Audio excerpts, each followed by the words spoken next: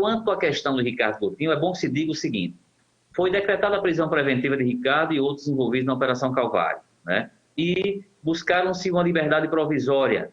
Não foi concedida essa liberdade provisória inicialmente, depois foi concedida a liberdade provisória. O que é a liberdade provisória? Não é que a pessoa não vai mais responder o processo. O nome por si só já diz liberdade provisória, que significa que aquela pessoa que está ali como réu, que está como acusado, ele responderá sim o processo, mas em liberdade. E em muitos casos, como foi o caso de Ricardo e de alguns integrantes também que estão nessa Operação Calvário, a liberdade provisória foi condicionada a alguns elementos, aquilo que nós chamamos de medidas cautelares diversas da prisão.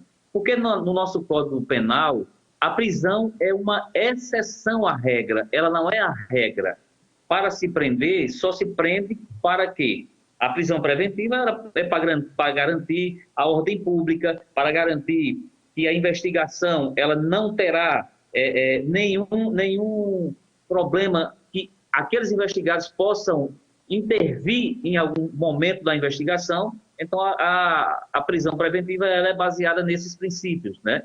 E a liberdade provisória ela poderá ser concedida com aplicação ou não de medidas cautelares. No caso de Ricardo, foram aplicadas medidas cautelares diversas da prisão. Quais foram essas medidas cautelares do artigo 319 do Código de Processo Penal? Quais foram essas medidas? Foi o comparecimento, né, periodicamente ao fórum, lá em João Pessoa, né, que vai garantir que ele está presente ao Estado, né? Também foi imposta a Ricardo que ele não poderá se ausentar, né, da capital nesse período de instrução processual, e também o monitoramento eletrônico, né?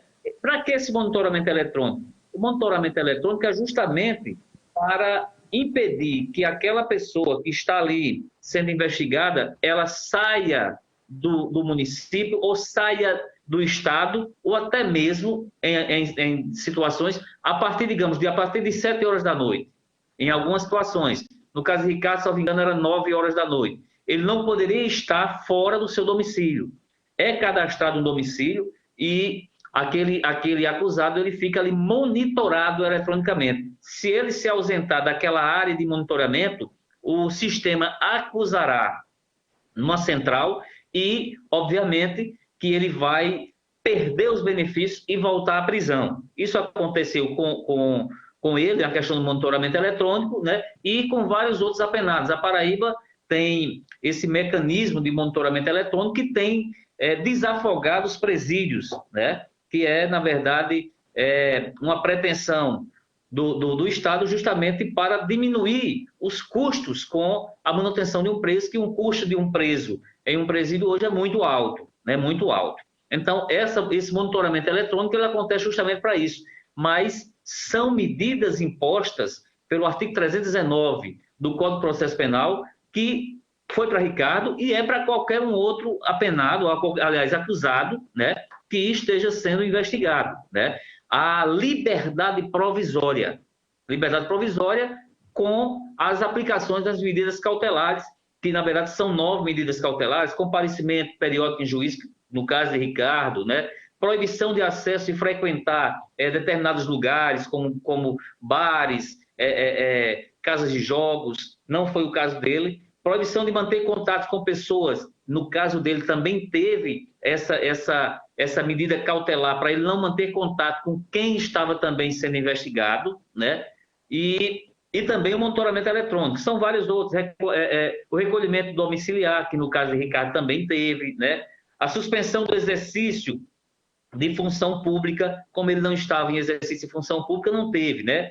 A internação provisória, né? Em acusado de hipótese de violências e graves ameaças, no caso de Ricardo não teve isso, e o pagamento de fiança também, em algumas situações. Então, no caso de Ricardo, foram aplicadas 4 medidas cautelares, e agora, né, diante da decisão do ministro Gilmar Mendes, né, que concedeu ao ex-governador Ricardo Coutinho a retirada do monitoramento eletrônico, isso não quer dizer que Ricardo vai ficar impune, né? ele apenas retirou uma das 5 cautelares, ficando agora 4, né? Ele terá que se recolher à noite, ele terá que comparecer periodicamente ao fórum, não está tendo agora por conta da pandemia, né? Ele não poderá se ausentar do município e não poderá também manter contato com nenhum dos outros investigados nessa mesma Operação Calvário. Então, a decisão do ministro Gilmar Mendes, ela apenas retirou uma das cautelares, e não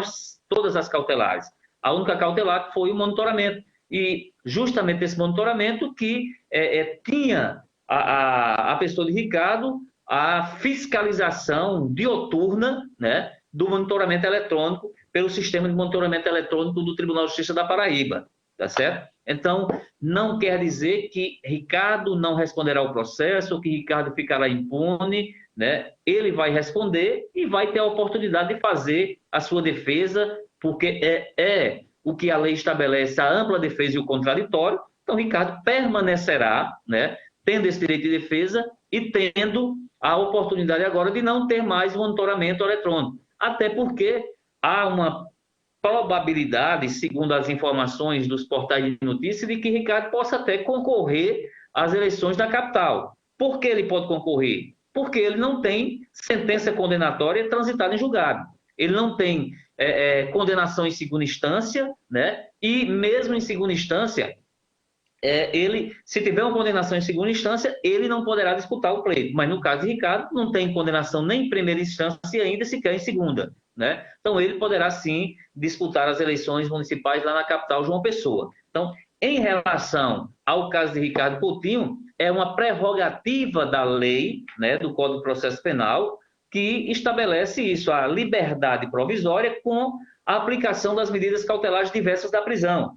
Volto a repetir que, para o nosso Código Penal, a prisão ela é uma exceção e não uma regra.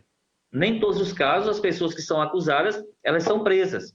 Elas podem responder o processo em liberdade, né? E, mesmo assim, a aplicação das medidas cautelares diversas da prisão, elas dependem do que foi estabelecido pelos juízes, e no caso de Ricardo, foi estabelecido pelo Tribunal de Justiça da Paraíba, pelo desembargador-presidente do Tribunal de Justiça.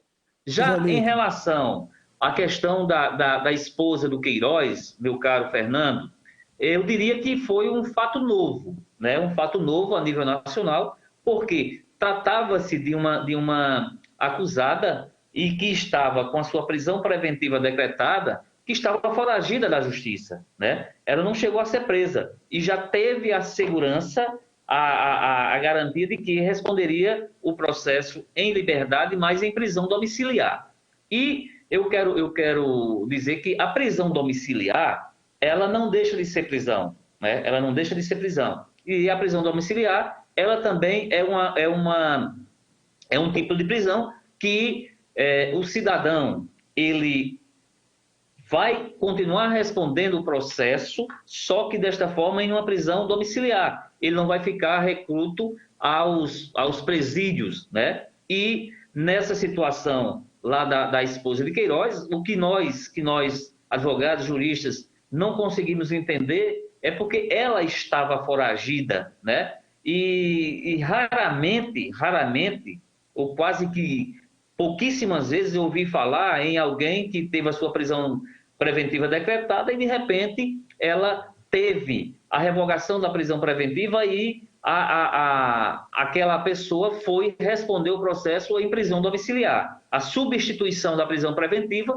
por prisão domiciliar. Por quê? Porque se ela foragiu quando tinha a prisão preventiva decretada, quem nos garante que ela não irá cometer, né, outras violações à legislação, já que está em prisão domiciliar, já que está com a sua fiscalização, né, de forma mais branda. Ela estará em casa, né, e estará ali, pode interferir até nas investigações através de contatos telefônicos, através de contatos até mesmo pessoal. Mas foi uma decisão do Supremo Tribunal Federal, né, que agora a gente até existem muitos questionamentos em relação a essa condição que foi dada à esposa de Queiroz. Não que é ilegal, né? Não que seja ilegal, porque a prisão domiciliar, como eu já disse, a prisão é uma exceção e não uma regra,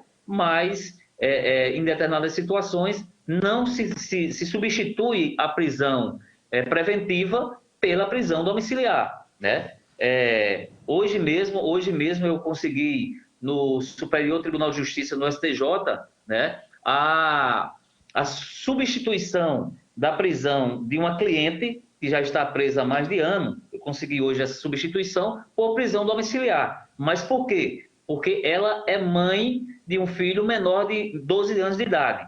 E o Supremo Tribunal Federal, em um HC que foi julgado em 2018, concedeu esta possibilidade de prisão domiciliar para mulheres grávidas, né, para mulheres com filhos menores de 12 anos de idade, que não tenham cometido crime com grave ameaça. Então, nessa situação, é legal, né? Okay. A prisão domiciliar para essas mães que são mães de menores de idade, filhos menores de 12 anos de idade ou que estejam grávidas. Mas no caso da mulher Queiroz, ela não é mãe de filho menor de 12 anos e nem está grávida, né?